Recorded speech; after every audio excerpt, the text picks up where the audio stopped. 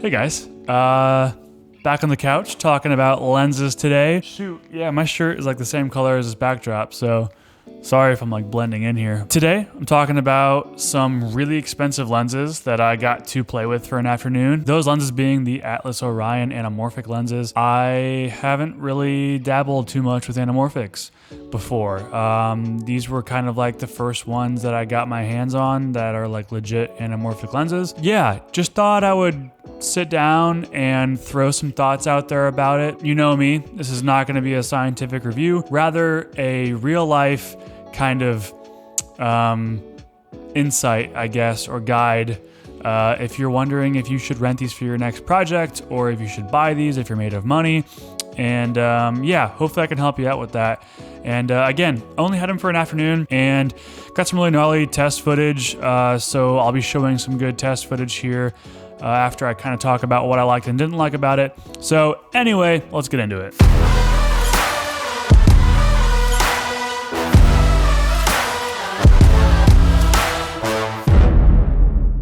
A lot of your stylistic characteristics come from your glass, right? Makes sense.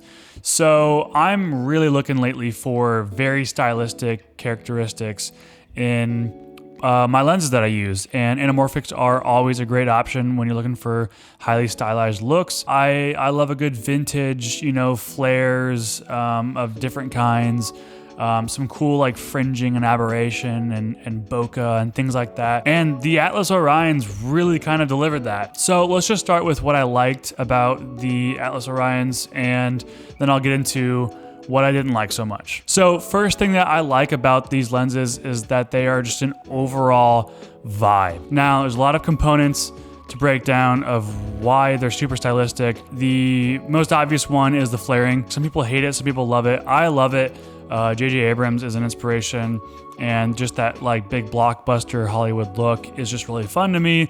I'm always after like a very surreal, cinematic kind of image, and the Orions really deliver that. And the next thing is that they have a good vintage look to them. They're warm and soft, and they have the waterfall bokeh in the back, which is like that really interesting looking kind of like oval shaped streaking bokeh you see. You can really see it when you shoot into trees and things like that. And the last characteristic I just want to touch on real quick is that shooting wide open, it has this kind of aberration glow to it, and it just really looks good.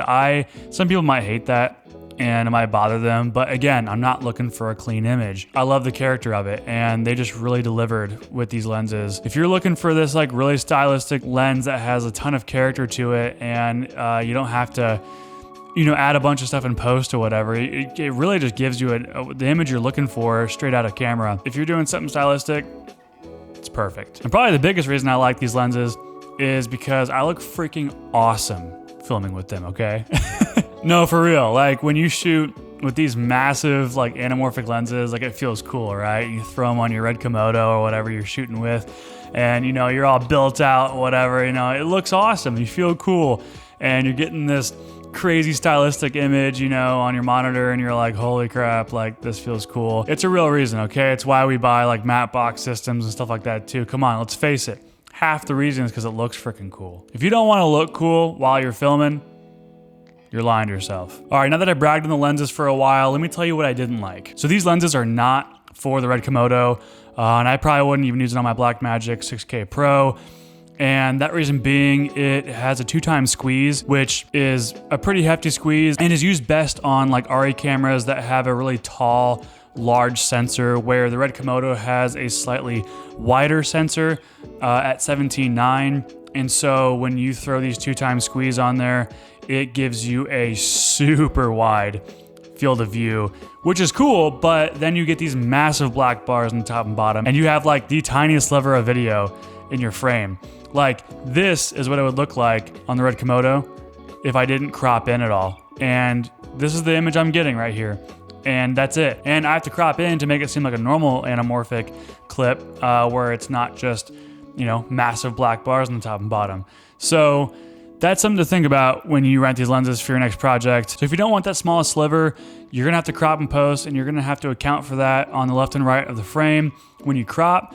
because you're going to cut a lot of your image out. If you look at this test footage here, you'll see what was in frame before I cropped and then what was in frame after I cropped, it's quite a bit. I mean, you lose a lot. If the stylistic needs of it outweigh that crop factor, then go for it. Or if you're okay with, having a tiny sliver of an image, go for it. But for me, that's just not very practical. My clients aren't going to understand it, and you just don't see that. So, yeah.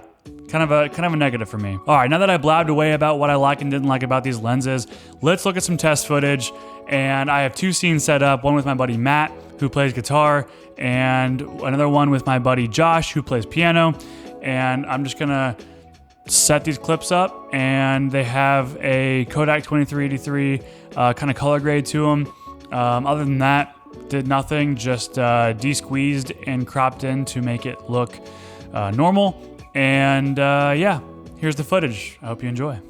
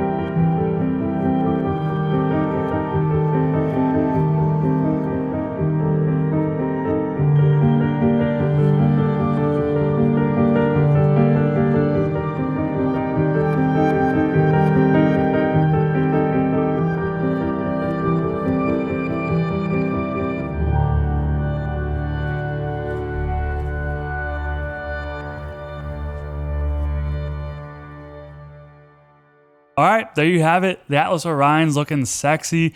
I love these lenses.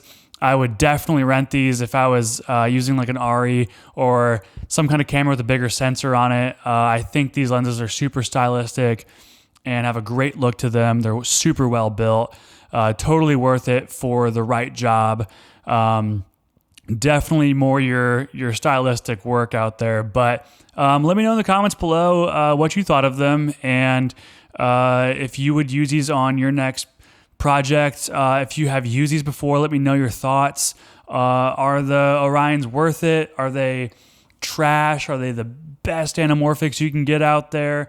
Let me know. I'm curious what you guys think. I hope this kind of helped you decide if you want to get into anamorphics or if the Atlas Orions are right for you in your next project. Thanks for hanging out with me today and chatting anamorphic lenses. Super fun, and I'll see you next week, guys.